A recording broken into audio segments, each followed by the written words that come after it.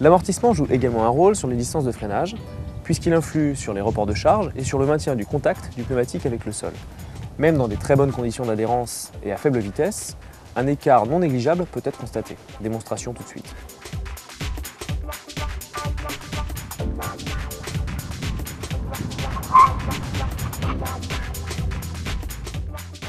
Grâce à ce test de freinage réalisé sur l'aire plane du Céram, nous avons pu faire plusieurs observations qui nous ont permis de conclure que le travail du pneumatique et de l'ABS était optimisé par la pose des amortisseurs neufs.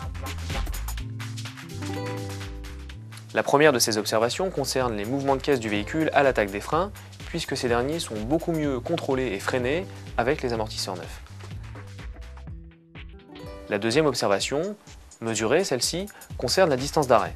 Cette dernière est en effet réduite de 80 cm à 60 km/h dans les conditions idéales de notre essai. On peut donc extrapoler en disant que dans des conditions moins parfaites, c'est-à-dire sous la pluie, avec un revêtement dégradé ou encore une vitesse beaucoup plus élevée, l'écart de distance d'arrêt aurait été beaucoup plus élevé. Je vous laisse en imaginer les conséquences.